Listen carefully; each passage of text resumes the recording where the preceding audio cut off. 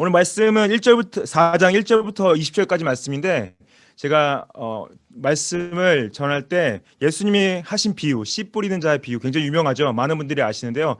지금 말씀을 제가 전할 때 제 계획이 어떻게 되냐면은 처음에 1절, 2절이 배경이거든요. 배경을 설명해 드리고 예수님의 비유가 3절부터 8절까지 나옵니다. 근데 비유를 먼저 설명 안 드리고요. 중간에 이제 비유를 설명하신 목적을 예수님께서 말씀하시는데 9절부터 13절을 제가 설명을 드린 다음에 그 다음에 예수님께서 14절부터 20절까지의 비유를 설명하시는 장면이 나옵니다. 그래서 3절부터 8절에 말씀하신 비유와 비유를 설명하신 걸 제가 같이 함께 보려고 합니다. 그래서 배경과 비유에 대한 목적을 말씀드리고요. 그 다음에 비유의 이야기와 설명을 함께 같이 보기 원합니다. 1절을 보시면요. 이렇게 말씀하십니다. 예수께서 다시 바닷가에서 가르치시니 큰 무리가 모여들거늘 예수께서 바다에 떠 있는 배에 올라 앉으시고 온 무리를 바닷가 육지에 있더라 그러시죠. 여기서 예수께서 다시 바닷가에 가셨다. 이 다시는 예전에 하셨던 행동을 다시 반복하는 것을 나타내는 단어입니다. 예수님께서 전에 하셨죠. 마가복음 2장 13절이랑 3절 7절에도 예수님께서 바닷가에 나가셔서 가르치셨죠. 갈릴리 바닷가에 나가셔서 예수님께서 많은 무리들이 모였기 때문에 어떻게 하셨습니까? 배에 올라 앉으셔서 무리를 바라보시면서 가르치셨죠. 뭐예요? 예수님께서 이 가르치시는 것을 가장 효과적으로 하시기 위해서 배에 올라타서 가르치심을 저희가 볼 수가 있습니다. 2절에 보시면은 이에 예수께서 여러 가지 비유로 가르치시니 그 가르치시는 중에 그들에게 이르시되 그러시죠. 비유로 가르치셨다. 이 비유를 가르치시는데 저희가 두 가지로 이유를 볼 수가 있는데 첫 번째는 하나님 나라의 비밀을 알고자 하는 분들한테 쉽고 분명하게 가르치시기 위해서 비유를 사용하신 걸 저희가 볼 수가 있고요. 두 번째로는 비유를 사용하신 목적이 나중에 말씀에 나오는 것 같이 자신의 가르침에 대해서 가르친 사역의 중요점을 말씀하셨는데도 불구하고 가르친 것 자체에는 무관심하고 멸시하는 사람들, 율법주의자들이란지 아니면 이적에만 관심 있는 자들한테는 이 진리를 이해할 수 없게 하시는 목적을 가지고 비유를 사용하시는 저희가 볼 수가 있습니다. 그리고 이제 3절부터 8절에 예수님께서 비유를 말씀하시잖아요. 그 다음에 이제 9절부터 13절까지가 비유를 설명하시기 전의 장면인데요. 이 비유를 설명하신 전의 장면이 비유를 하신 말씀에 대한 이유를 목적을 또 설명하시는 부분이 나옵니다. 9절을 먼저 보시면요. 9절에 또 이르시되 들을 귀 있는 자는 들으라 하시니라 하시죠. 이 비유를 마친 다음에 하신 말씀인데요. 들을 귀 있는 자, 다들 들을 귀는 있죠. 여기서 말하는 들을 귀는 뭐냐면은 이해하는 사람은 들으라. 주의하고 경청하는 사람은 들으라. 순종하고 복종할 사람은 들으라. 이 말을 하시는 것입니다. 그래서 복음을 통하여 증거되어지는 영적인 가르침이 이 가르침을 내가 선포했는데 주의하여 듣고 이해할 사람은 나와 들으라 하는 예수님의 경고의 말씀입니다. 그래서 이 10절의 말씀에 보시면은 10절에 예수께서 홀로 계실 때 함께한 사람들이 12제자와 더불어 그 비유대에 대하여 물으니 그러시죠. 그래서 혼자 계신다는 건 뭐냐? 아마 말씀을 전하시고 나서 잠시 휴식을 취하실 때는 혼자 계셨던 것 같아요. 혼자 계시는데 12제자들과 또 함께한 사람들은 누구냐? 12제자 외에 예수님을 따르던 또 제자들을 말합니다. 이 사람들이 이제 서로 의논한 거죠. 예수님 하신 비유가 무슨 말씀이지? 아마 서로 이제 그 비유에 대한 의미를 나눴던 것 같습니다. 그래서 이 비유에 대해 물어 이제 혼자 쉬시고 계신데 그래서 물어보신 거죠. 이 11절에 보시면은 이르시되 하나님 나라의 비밀을 너에게는 주었으나 외인에게는 모든 것을 비유로 하나니 그러시죠. 그래서 예수님께서 제자들한테 이제 오셔서 물어보시니까 설명해 주십니다. 내가 이거를 이렇게 한 이유는 하나님 나라의 비밀을 너에게 주는 것이다. 그래서 여기서 비밀은 secret이 아니라 헬라어로 미스테리온, 이 영어로 미스테리의 어원이죠. 제가 에베소서 강의할 때도 설명드렸었는데 뭐라고 말씀드렸었나요? 그냥 숨겨진 비밀이 아니라 신비스러운 비밀인데요. 이 비밀이라고 하신 의미는 뭐냐? 복음의 진리를요. 하나님께서 드러내 보이시고 성령을 통해서 깨닫게 하셔야지만 알 수 있다는 것을 나타냅니다. 그래서 복음의 비밀을, 복음의 진리를 누가 봐도 하나님께서 깨닫게 하지 못하신다. 그럼 깨달을 수가 없게 되는 거죠. 성령께서 깨닫게 하신다. 그래서 비밀이라고 표현하신 거예요. 하나님의 나라의 비밀은 모든 사람한테 개방이 되어 있습니다. 모든 사람한테 개방이 되어 있지만은 하나님께서 깨닫게 하셔야지만이 눈을 열어주셔야지만이 이해를 하시게 하셔야지만이 알 수 있다는 역설적인 특징을 가지고 있어요. 그래서 secret이 아니라 mysterion, 미스테리라는 뜻이 비밀을 가지고 있습니다. 그리고 여기서는 외인에게는 모든 것을 비유로 말씀하셨다. 외인에게로 하셨다는 건 뭐냐? 외인은 예수님의 가르침을 거부하고 적대시하는 사람들, 특히 바리새인들과 서기관들과 율법주의자들과 교권주의자들, 그리고 또 누구를 말하냐? 예수님의 이적에만 관심이 있고 예수님의 병치유에만 관심이 있는 사람들, 이걸 외인이라고 표현하신 겁니다.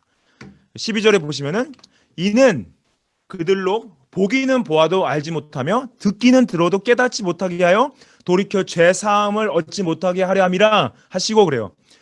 이 사람들이 이 예수님께서 12절 말씀은요, 이사야서 6장 9절부터 10절 말씀을 인용하신 말씀입니다.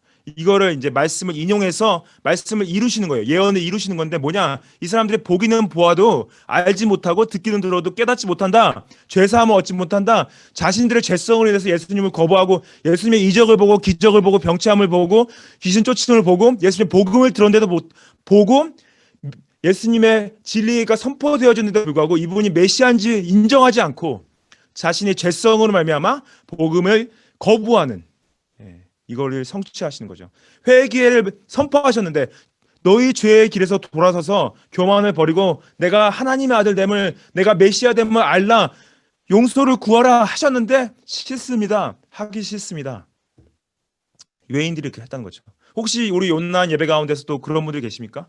예수님의 복음을 들으셨는데 아직 거부하고 계세요? 예수님께서 죄의 용서와 영원한 생명의 기쁜 소식을 선포하시고요, 약속으로 주셨습니다. 외인들처럼 거부하지 마십시오. 받아들이세요. 그걸 구원을 얻으십시오. 그게 축복입니다. 13절을 보시면 또 이르시되 너희가 이 비유를 알지 못할진데 어떻게 모든 비유를 알겠느냐? Do you not understand this parable? How then will you understand all the parables? 이 비유를 알지 못할진데, 이렇게 쉽고 간단한 비유를 알지 못할진데 어떻게 다른 비유를 알지냐? 이게 예수님께서 12제자와 함께했던 제자들이 외인이 아닌데도 불구하고 비교적 단순하다고 생각할 수 있는 씨 뿌리는 자의 비유를 이해하지 못한 제자들을 약간 실망하시고 책망하시는 장면이 나와요. 비유가 어렵지 않다. 이건 뭐냐? 예수님께서 아마 가르치실 때 예수님의 가르침을 주의를 집중하지 않고 들었다든지, 아니면은 그들이 가르침을 듣는 그 과정적 태도가 잘못됐다는 것을 드러낼 수 있습니다. 태도가 중요하다는 거죠. 말씀을 들을 때 그 마음의 태도가 결국에는 이 비유의 핵심이거든요. 그 비유의 핵심을 이해를 못했다는 것은 그들 자체도 이러한 태도를 보였다는 걸 말씀을 할 수가 있습니다.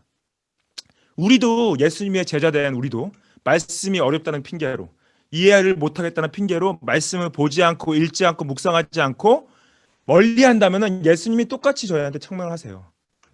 말씀을 성령께서 우리의 이 일을 도와주십니다. 말씀을 보고 읽고 듣고 생각하고 묵상할 때 성령께서 우리의 이해를 도와주세요. 다 이해할 수 없으면 괜찮습니다. 이해할 수 있을 만큼만 이해하시면 됩니다. 3절부터 이제 8절까지가 비유고 14절부터 20절까지가 예수님의 설명인데요. 제가 비유와 설명을 같이 보여드릴 거예요. 같이 설명을 드릴 겁니다. 네 가지 아시죠? 네 가지 땅의 비유, 많이들 읽어보셨고 들어보셨을 텐데, 제가 이거를 같이 보는 이유는 그 땅마다 가지고 있는 특성들을 그 비유하실 때와 설명하실 때를 어떻게 하셨는지를 같이 보기 위해서 합니다. 그 전에 이제 예수님께서 이 비유의 시작을 씨 뿌리는 자의 비유라 말씀하시죠. 3절에 보시면 들으라, listen, 씨 뿌리는 자가 뿌리러 나가서 sow went out to sow, 그렇게 말씀하십니다. 여기서 들으라 할 때 listen 한 거는요, 헬라어로 아쿠오라는 뜻인데요. 여기서 아까 말했던 그 이제 귀 기울여 들을 자는 들을지다, 그 똑같은 말입니다. 귀 기울여 들으라, 깨달으라, 이해하라, 귀 있는 자는 들어라. 이적과 기적과 다른 데만 관심 있는 자들은 집중하고 내 말을 들어야 된다. 율법주의자들은 내 말에 이거를 들으라 하시는 거죠. 제자들도 내가 이게 굉장히 중요한 가르침만 하니까 귀를 열고 들으라 하시는 거예요. 씨 뿌리는 자는 여기서 표면적으로 그냥 농부를 가르치지만요, 여기서 헬라어로 호스페이론이라 할 때 어떤 계층 전체를 가리키는 대표 단수를 의미합니다. 대표 단수를 위해서 그냥 한 농부를 말하는 뿐만 아니라 모든 농부를 가르치는 걸 의미하는데, 제가 이거에 대한 부분은 나중에 또 설명을 드리겠습니다. 이 씨는 그 무엇이고 뿌리는 자는 누군가, 이거에 대한 의미를, 3절에 대한 의미를 14절에서 예수님께서 설명하시죠. 14절에서 뭐라고 써 있습니까? 뿌리는 자는 말씀을 뿌리는 것이라 그래요. 그래서 씨는 뭐예요? 씨가 말씀이고 뿌리는 자는 누굽니까? 예수님을 말씀하시는 거죠. 예수님께서 말씀을 뿌리신다. 그 말씀의 내용이 뭡니까? 말씀의 내용은 회개와 하나님의 나라, 믿음에 대한 선포죠. 그래서 마태복음에는 하나님의 나라에 관한 말씀이다. 여기 누가복음 8장에는 하나님의 말씀이다. 그리고 예수님을 통해서 나오는 증거되는 말씀 뭡니까? 복음을 내가 뿌린다 하시는 거예요. 이 중심되는 내용은 하나님의 나라가 도래한 걸 얘기하죠. 하나님의 왕 되시고 그 하나님 나라의 왕 되신 예수 그리스도의 메시아가 도래하신 내용. 요한복음 1장 1절에 뭐라 하십니까? 말씀이 육신이 되어 세상에 오셨다. 말씀이 육신이 되신 그분이 복음이다. 그래서 예수님께서 내가 말씀이다 할 때는 뭡니까? 내가 뿌리는 씨앗이 나다 그러시는 거예요. 사람의 마음에 떨어지는 씨앗이 인격체이신 예수님입니다. 이게 다른 모든 종교와 진리와 철학과 다른 건 뭐냐? 다른 것은 아이디어고 생각이고 그냥 프리포지션이라면은 여기서 말씀하신 건 예수님은 내가 말하는 말은 나다, 인격이다, 생명이다. 그래서 이 땅이 떨어지는 케이스 첫 번째 케이스가 뭡니까? 길가에 뿌려진 씨앗을 말합니다. 4절에 보시면은 뿌릴새 덜어는 길가에 떨어짐에 새들이 와서 먹어버렸다. 새들이 와서 먹어버렸다 말씀하시죠. 여기 길가, 여기서 이 길가는요, 영어로 along the path 아시죠? 사람들이 지나다니는 길. 옛날 뭐 아스팔트나 그런 길은 아니었겠죠? 세멘 길은 아니었고 옛날에는 어떻게 흙밭이었죠? 흙밭을 사람들과 나귀가 자주 통행하면서 밭이 어떻게 됩니까? 그 땅이 어떻게 됩니까? 굳어버리죠. 단단하게 밭과 밭 사이는 그 단단한 땅을 말해요. 이 단단한 땅에 만약에 씨가 뿌려지게 되면 어떻게 되냐? 그 땅이 단단해서 씨가 뿌리를 낼 수가 없죠. 그 뿌리를 내리기 전에 밟히거나 새들에게 먹히는 것을 말씀하시는 거죠. 그래서 새들이 와서 먹어버렸다. 그래서 이때 유대인들이요 파종 관습이 씨앗을 뿌리고 나면은 뒤에 사람이 따라가면서 흙을 덮어주는 것이 파종 관습이었습니다. 그래서 길가에 떨어지는 것은 흙으로 덮어져 있지가 않죠. 그래서 새들이 그냥 온전히 그냥 씨앗 자체가 드러나 있으니까 와서 노출되어 있는 것 씨앗들을 새들이 집어 먹었죠. 이 4절에 대한 말씀, 이 길가에 떨어진 씨앗에 대한 말씀을 15절에서 예수님께서 설명해 주십니다. 15절에서.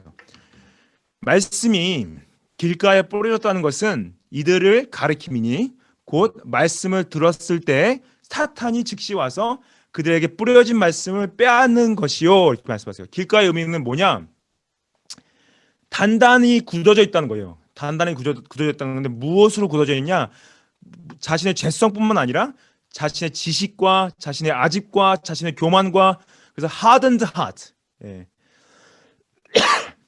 그래서 복음을 들었는데도 마음이 굳어서 그냥 방치하고 거부하고 있는 거예요. 아, 이런 생각이 있네. 아, 이게 예수님이라는 분이 계시네. 아, 이러한 좋은 기쁜 소식이란 게 있네. 근데 내가 생각하는 건 좀 다르네. 내가 받아들이기가 힘드네. 그러면서 진리를 경험하지 못하는 거죠. 그 복음이 뿌리를 못 내리는 거예요. 하나님의 은혜와 축복을 거부하는 마음입니다. 이러한 상태를 이 하던드 하트를요. 단순히 이 자신의 교만뿐만 아니라 우리가 이제 세상을 살면서 배워오는 세상 교육이 있지 않습니까? 세상 철학이라든지 세상의 사상이라든지 세상의 문화라든지 대세적인 생각들 그런 것들이 우리의 교만과 아집을 쌓아간다는 거죠. 그래서 자신의 경험이나 자신의 학식이나 자신의 어떠한 그 인생적인 가치관들이 성경의 말씀보다 복음보다 훨씬 더 좋다는 교만 가운데 계신 분들이 이 하든드 하트를 가진 분들. 또 어떤 분들이냐? 자신의 명예나 자신의 권력이나 자신의 이권이 혹시 복음으로 인해서 방해받거나 잃게 될까 봐 두려워하시는 분들도 굳은 마음이라고 볼 수 있습니다. 혹시 이런 마음을 가지고 계신 분들 계십니까?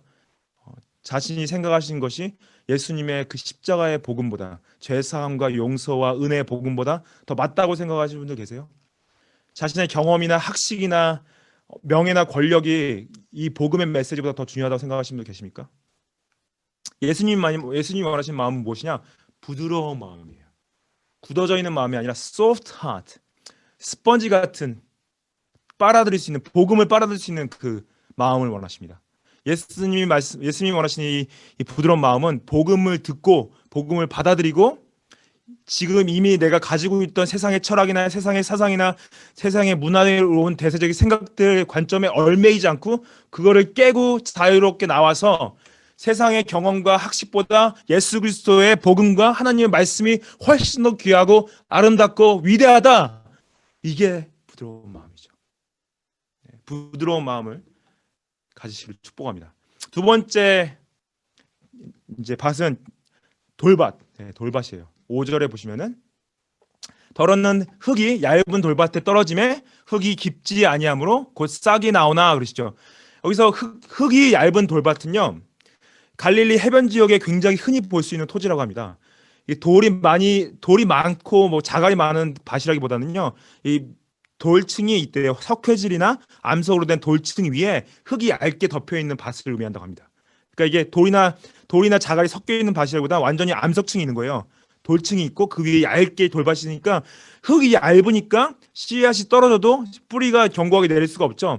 그리고 나서 이 암석이나 이 돌의 온기로 인해서 뿌리가 싹이 날 수는 있는데 싹이 날 때 햇빛이 나면은 그 뿌리가 타서 쉽게 죽는다고 합니다. 6절에 보시면은 해가 돋은 후에 타서 뿌리가 없으므로 말랐다 그렇죠. 그래서 이 얇은 돌밭에 얇은 흙층에 이제 씨앗이 싹은 빨리 나올 수밖에 없는 게 돌층에서 오는 양분 때문에. 하지만은 뿌리가 깊게 내릴 수가 없죠. 돌층 때문에. 그러니까 뿌리가 나오지만은 특히 이 팔레스타인 지역이 가물량이 낮아서 물이 적은데 해가 돋으면 그냥 쉽게 말라버리는 거죠. 이 5절 6절에 나온 돌밭에 대한 비유를 예수님께서 16절 17절에서 설명을 해주십니다. 16절 16절에 보시면은 또 이와 같이 돌밭에 뿌려졌다는 것은 이들을 가리킴이니 곧 말씀을 들을 때 즉시 기쁨을 받으나 그러세요. 그래서 여기서 돌밭은 뭐냐? 그 얇다는 건 얇은 흙층을 가졌다는 건 뭐냐? 이 복음을 듣고 아 좋다. 내가 이걸 따라야 되겠다. 순간적인衝動과 감정이 막 타오르는 거예요. 근데 금방 뜨거워졌다가 금방 식는 신앙을 말합니다. 싹은 이게 빨리 나오지만은 금방 말라 죽는 것처럼 복음을 들을 때는 되게 기뻐요. 감정이 뜨거워져요. 근데 어려운 일을 당하거나 좀만 힘들면은 좀만 자기를 공격에 당한다 그러면은 쉽게 넘어지는, 쉽게 식는. 그래서 이 두 번째 상태를 임시적인 마음, temporary heart 이게 제가 표현했습니다. 그래서 마음은 겉으로는 와 되게 열정이 있어 보이네, 뜨거워 보이네. 근데 금방 이 사람이 믿는 사람 맞았나 하는 마음 있죠. 그리고 이분이 굉장히 믿음이 좋은 것 같는데 어떨 때 보면 굉장히 시험 들어 있고 힘들어하고 지쳐 있는 분들 계시죠. 17절에 보시면 그 속에 뿌리가 없다. 잠깐 견디다가 말씀으로 인해서 환난이나 박해가 일어날 때에는 곧 넘어지는 자다. 그래서 그 6절에 말씀하신 햇빛이 뭐냐? 햇빛이 환난이나 박해를 의미합니다. 환난이나 박해. 그래서 뜨겁고 예수님 따라가다 생각했지만은 좀만 어려운 일이 생기거나 좀만 공격을 당하면은 쉽게 그냥 복음을 버려버리는, 신앙을 포기하는. 여기서 그래서 17절 마지막에 곧 넘어지는 자다. 이 곧 넘어지는 자다의 헬라어가 스칸달리조, 영어의 스캔달의 어원입니다. 그 스캔달. 그래서 넘어지다는 건 실족해 되다, 범죄하게 되다, 시험에 빠지다. 그래서 진리의 말씀이 뿌리내지 못하니까 그냥 쉽게 그냥 넘어지는 거. 스캔들과 거짓에 빠지는 거죠. 그래서 신앙의 뿌리가 복음의 진리 가운데 깊이 내리지 못하면 거짓이 왔을 때 거짓을 듣고 혹하는 거예요. 혹시 이 말씀을 듣는 분들 중에 이런 마음이 계신 분들, 내가 왜 이렇게 갑자기 확 뜨거워졌다가 확 식고 예수님 멀리하지, 그런 마음이 드신 분 계세요? 돌밭에 같은 신앙입니다. 삶의 어려움과 핍박이 왔을 때 예수님을 저버리고 쉽게 뜨거워졌다가 쉽게 차가워지는 신앙. 예수님께서 원하시는 마음은 뭐냐? 예수님께서 원하시는 마음은 임시적인 temporary heart가 아니라 지속적인 permanent persistent heart, 지속적인 마음을 기뻐하신다는 거죠. permanent persistent heart. 그래서 환난이 왔을 때, 박해가 왔을 때 흔들리지 않는 굳건한 신실한 마음. 그 진리를 공격하는 거짓들이 왔을 때 거짓을 분별하고 진리를 수호하고 흔들리지 않는 마음. 그 마음밭이 예수님께서 기뻐하시는 permanent heart, persistent heart, 지속적인 마음을 원하신다는 거죠. 이 지속적인 마음을 품으시길 기도합니다. 예. 금방 뜨거워지고 금방 식는 신앙이 아닌 단단한 굳건한 신앙을 가운데 서 계시기를 축복합니다. 세 번째 밭 아시죠? 가시떨기. 7절에 예수님께서 비유해서 이렇게 말씀하십니다. 더러는 가시떨기에 떨어짐에 가시가 자라 기운을 막음으로 결실하지 못하였다 그래요. 그래서 팔레스타인 이 지역에는요 농경지 주위에 이런 가시떨기가 많이 자랍니다. 그래서 가시떨기가 많은 곳에 씨앗이 때로는 떨어질 때가 있죠. 근데 놀랍게도 가시떨기가 꺼 있는 곳에 곡식이 뿌리를 내리긴 한대요. 그리고 자라기도 한다고 합니다. 그래서 근데 이 가시떨기가 뭘 하냐? 곡식이 자랄 때 곡식이 자라는 곳에 가시떨기가 있으면은 곡식들이 흡수해야 될 양분을 빼앗는데요. 그리고 햇빛을 막는데요. 그러니까 물도 빨고 햇빛을 막으니까 곡식의 성장을 방해해서 이런 어떤 그 자랄 때 양분과 햇빛을 충분히 받지 못한 것들은 줄기가 연약하고 열매를 맺지 못하게 되는 것으로 자라나게 된다고 합니다. 그래서 이 가시떨기에 대한 가시떨기와 가시에 대한 비유를 18절 19절에 예수님께서 이렇게 설명하시죠. 아시죠? 가시떨기와 가시가 무슨 의미였습니까? 18절에 보면은 어떤 이는 이 가시떨기에 뿌려진 자니 이들은 말씀을 듣기는 하되 그래요. 말씀을 듣기는 하되. 그래서 15절에 그 길가에 뿌려진 나무 씨앗들은 아예 싹을 내리지 못하죠.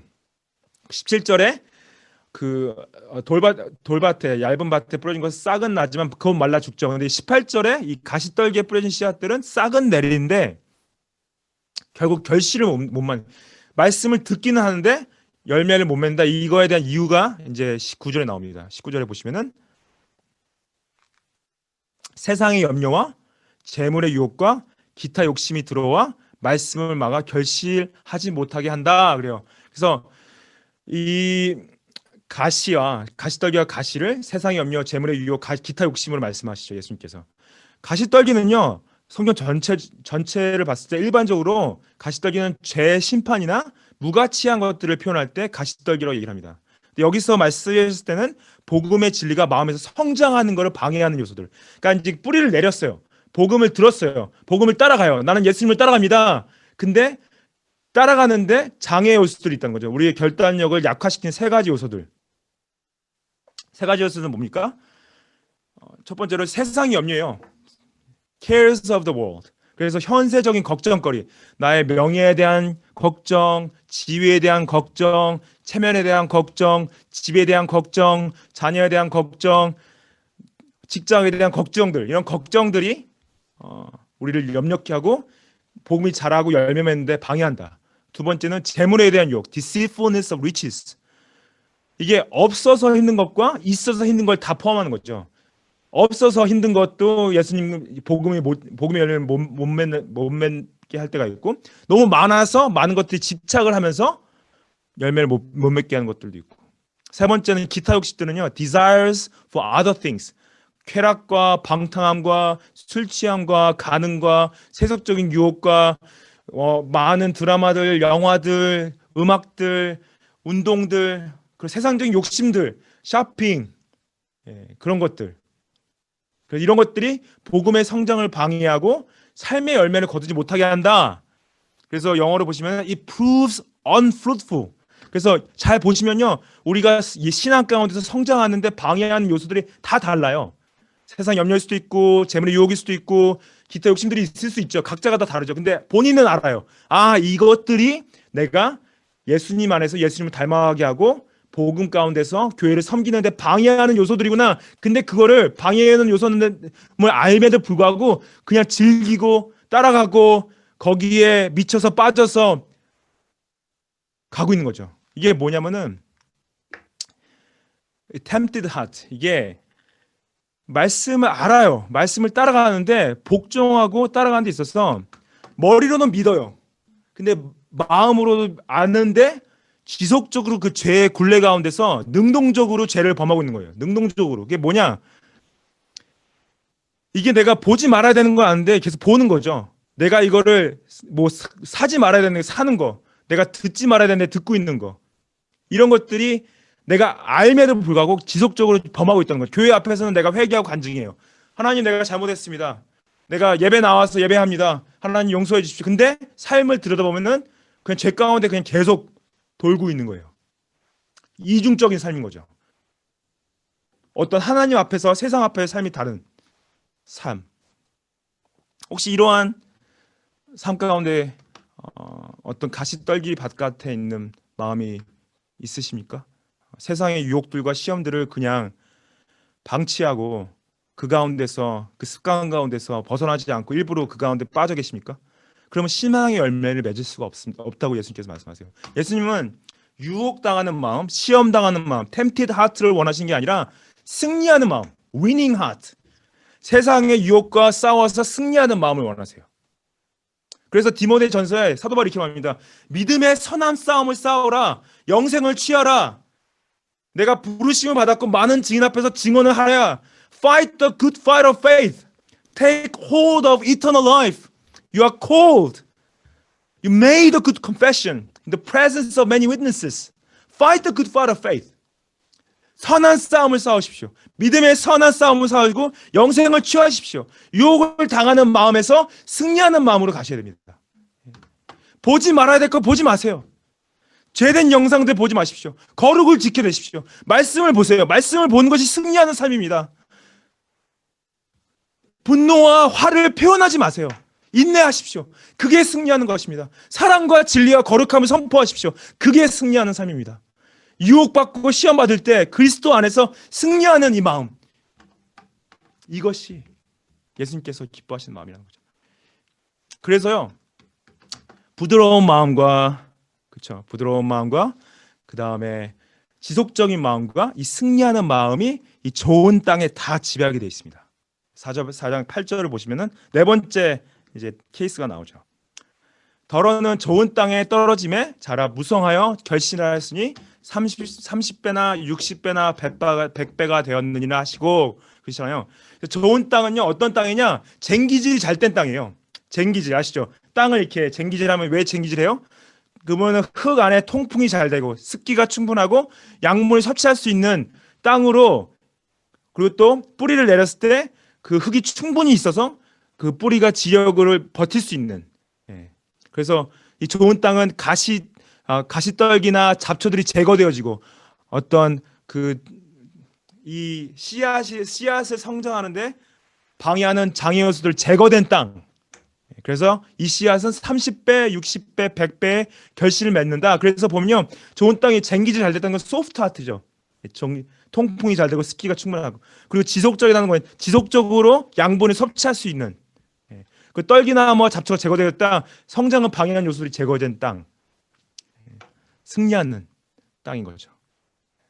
이거에 대한 의미를 이제 20절에서 설명하십니다. 20절에 보시면은 좋은 땅에 뿌려졌다는 것은 곧 말씀을 듣고 받아 그랬어요. 그래서 영어로 보시면요, 좋은 땅은 뭐냐? Hear the good soil. Good soil are the ones who hear the word, accept it, and bear fruit. 그 말씀이 듣고 받아들여지고 열매 맺어지는 것이 좋은 땅이다 말씀하십니다. 복음을 들었을 때, 아, 그렇지, 내가 죄인이지, 내가 하나님 예수님 앞에서 회개해야지, 예수님이 나의 삶의 주인 되시지, 내가 그 주인을 따라가야지. 그래서 내가 삶 가운데서 내가 말을 할 때 예수님이 말하는 것처럼 해야지, 내가 행동할 때 예수님이 거룩하시니까 내가 죄를 범하지 말아야지, 쟁기질을 해야지. 내 마음의 쟁기질이 뭐냐? 돌과 바위와 잡초와 가시떨기를 제거하는 쟁기질은 뭐냐? 말씀을 묵상하고 말씀을 생각하고 그리고 또 그 마음을 가지고 살아갈 때 좋은 땅에 뿌렸다는 거예요. 그럴 때 30배, 160배, 100배 결실. 이게 소출의 다양함과 차이는 은사의 다양성을 말합니다. 각 개인의 신앙의 능력의 차이가 있다는 거죠. 달란트 비유와 비슷한 의미를 가지고 있습니다. 결실은 뭐냐? 결실은 하나님께서 주신다는 거예요. 마음밭이 중요하다는 거죠. 마음밭이 좋을 때 말씀의 씨앗이 자라가게 했는데 그 열매는 하나님께서 맺게 하신다는 겁니다. 그래서 그 속마음이 변화돼서 복음의 깊이 뿌리를 내리고 그 믿음 가운데서 복음이 깊이 뿌려졌다는 의미는 뭐냐면요. 모든 결정과 행동과 말과 생각과 모든 가치관이요. 뭘 하나 사는 거에 대한 가치관도 뭘 말 한마디 하는 데 대한 가치관도 복음의 잣대, 복음의 진리의 잣대로 내가 판단해서 결정하고 행동하고 말한다는 걸 말합니다. 그래서 말씀을 들으시고 받아들이시고 열매 맺는 삶, 좋은 땅이라는 거죠. 그래서 단단한 굳은 마음이 아닌 쟁기질된 부드러운 마음. 그래서 일시적이고 금방 식는 금방 식어버리는 신앙이 아닌 지속적이고 신실한, 지속적으로 양분이 공급되어지고 통풍이 되어지는, 유혹을 당하고 시험을 당할 때 실패하고 계속 넘어지고 죄를 범하는 삶이 아닌 승리하는.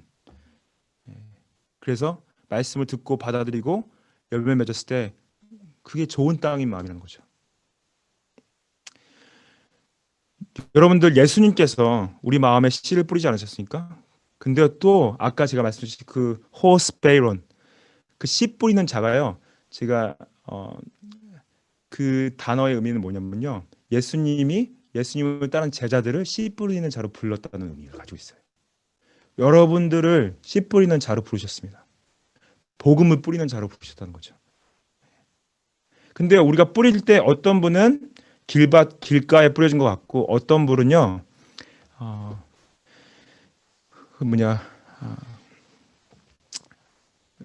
가시떨기밭에 뿌려진 것 같고 어떤 분은 흙이 얇은 돌밭에 뿌려진 것 같아요. 근데 어떤 분은요 뿌리면요 좋은 땅에 뿌린 것 같아요. 그래서 우리가 이 말씀을 들었을 때 두 가지 임플리케이션, 적용점이 있죠. 내 마음이 좋은 땅인가. 두 번째는 내가 씨 뿌리는 자로 복음을 뿌리고 있는가. 여러분들 어떤 분이 어떤 마음밭을 가지고 있는지 판단하는 거는요 우리가 할 일이 아닙니다. 누가 얇은 돌밭인지, 누가 길가인지, 누가 떨기밭인지, 누가 좋은 땅인지 판단하는 분은 하나님이 판단하신 거지. 우리가 그걸 판단하기 시작한다 그러면 우리가 하나님 되기 원하는 거예요. 우리한테 주어진 건 뭐냐? 하나님께서 우리 마음밭이 좋은 땅 되기 원하시는 거랑요. 두 번째는 예수님이 하신 것처럼 그냥 복음의 씨앗을 누구한테나 다 뿌리는 거예요. 모든 땅에 다 뿌리는 겁니다. 예수님을 따라서 씨앗 뿌리는 자로, 복음의 진리를 뿌리신 자로